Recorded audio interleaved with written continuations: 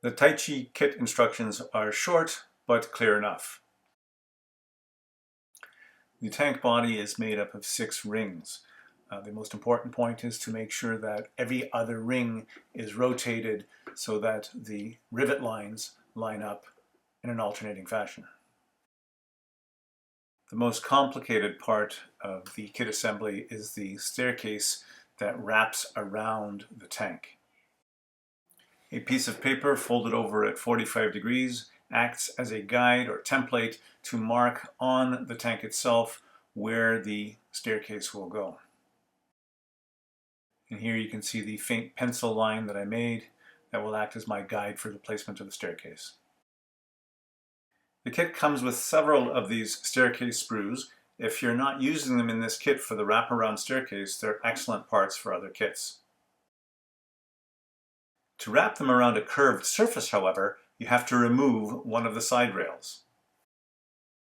This is done very carefully with a styrene saw or sharp blade, keeping as close as possible to the edge of the staircase. 3 pieces are required to reach the top of the tank. Because we're working on a curved surface, the slower acting plastric welding just doesn't cut it. A fast acting CA with capillary action is required. I used the Tamiya Extra Thin, which came with a nice fine applicator brush. Very helpful when you're gluing one step at a time.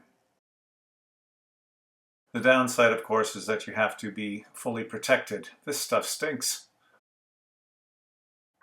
I used a simple clothespin to keep the successive sections in line as the joints cured. When you get to the top of the tank, you cut off the excess staircase so you can build a platform. The kit comes with some very finely detailed see-through grates, but because the tank is curved, you have to trim them slightly to make a good fit with the edge of the tank. Handrails were added to both sides of the platform before it was glued to the tank and the top step. The railings are added to the roof. Just like the staircase, though, you have to trim one end of the next section to match up with the end of the previous section. If you take your time, with a little patience, the joint is almost invisible. The final section of roof railing needs to be trimmed on both ends to make an exact fit. Here are some views of the completed rooftop.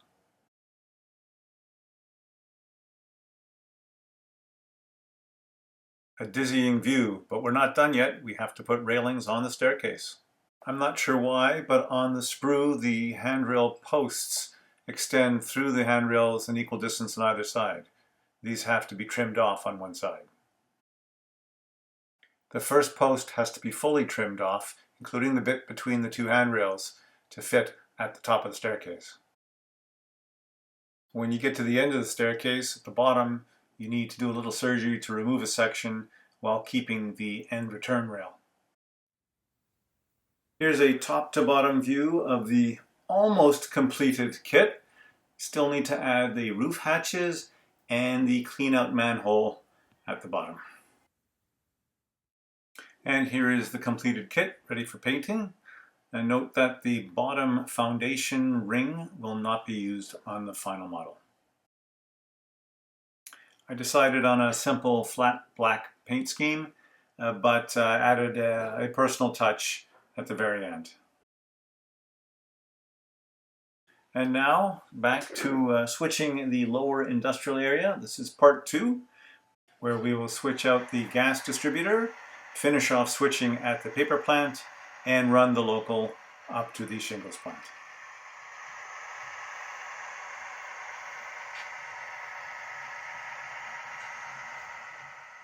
And here we see our MP15AC, number 23, grabbing that load of propane from its holding spot, having to make a switchback move through the far end of the yard to back down into the gas distributor's lead.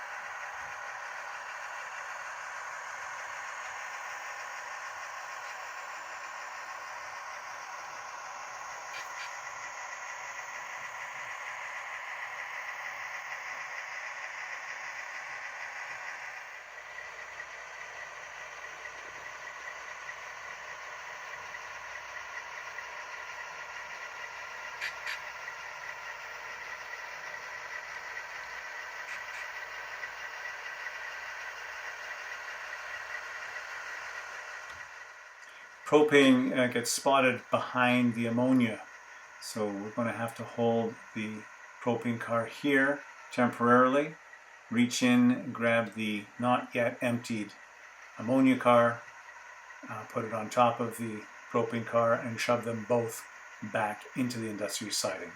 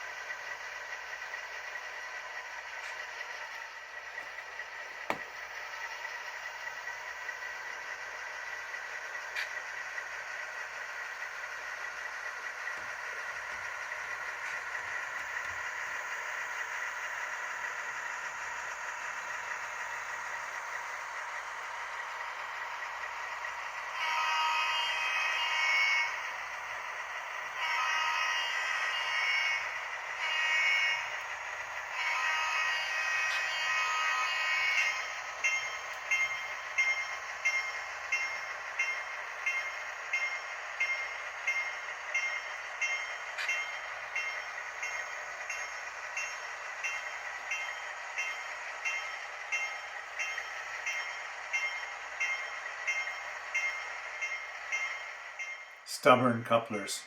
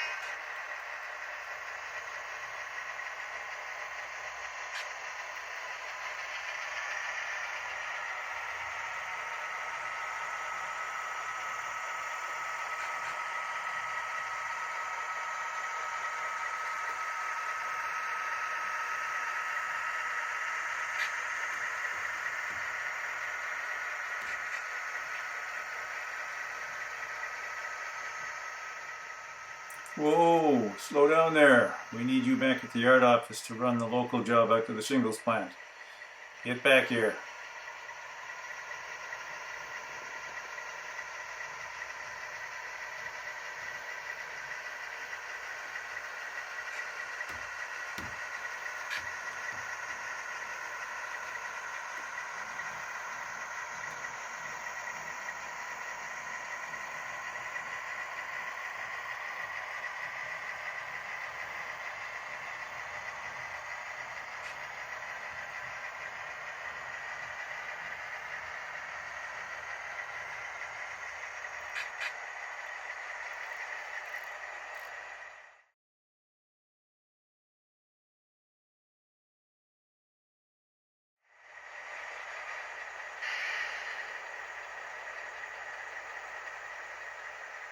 A caboose is required for the shingles plant job because it runs out up on the main line. So the incoming transfer crew is going to set their caboose over to allow the shingles job to use it. And then they're going to go reach in and dig out the 1 car of granules that's still buried in the arrival block and put it on top of the caboose so the MP50 and AC can take it out to the shingles plant.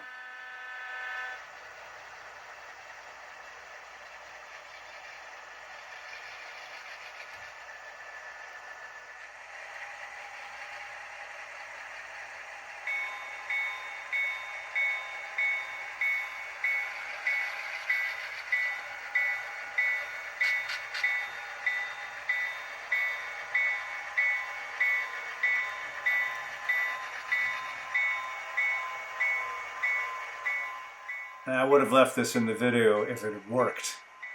It wasn't intentional, but if the caboose had actually cleared the turnout, it would have looked cool. So here we are, take 2, shove to rest.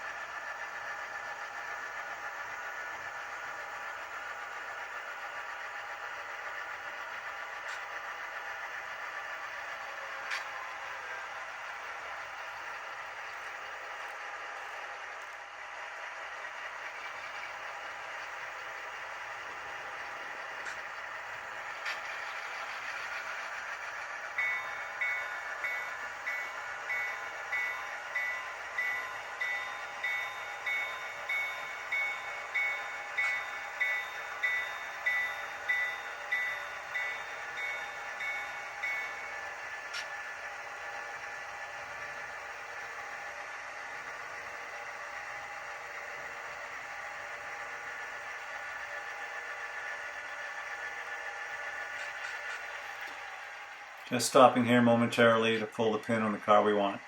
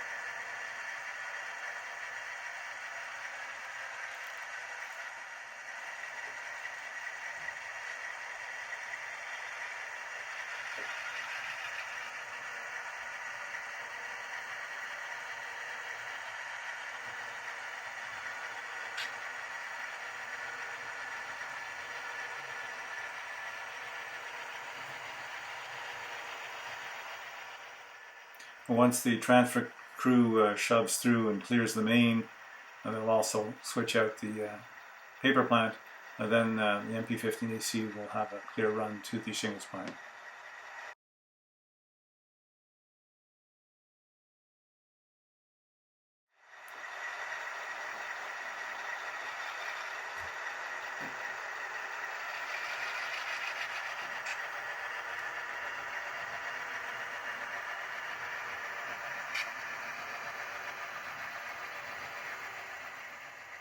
There are 4 tanks to be spotted at the paper plant.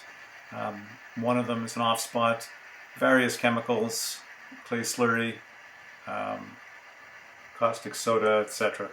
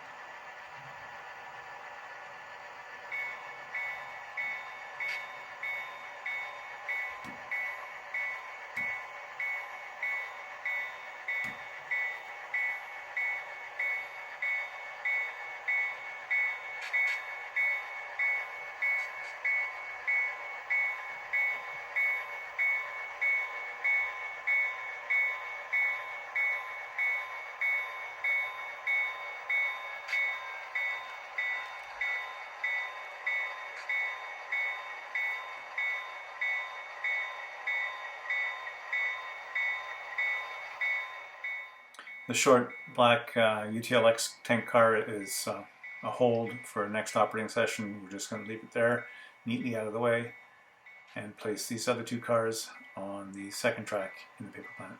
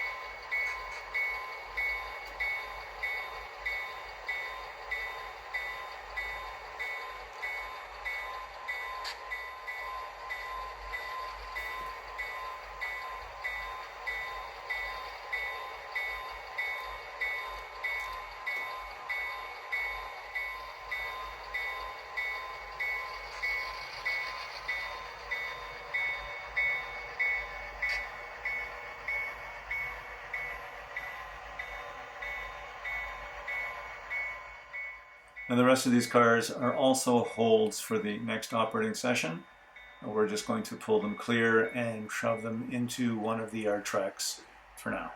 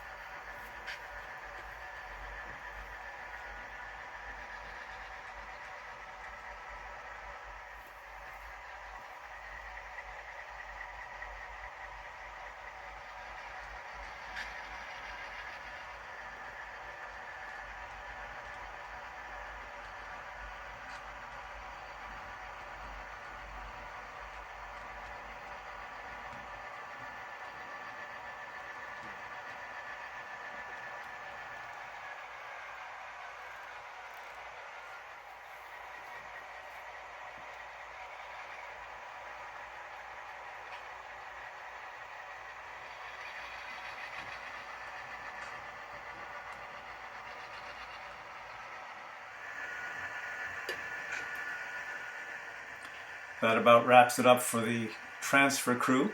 They'll head back to the yard office and leave their locomotives there, where the inbound crew will come on duty during the next operating session to run the transfer back up to the interchange yard.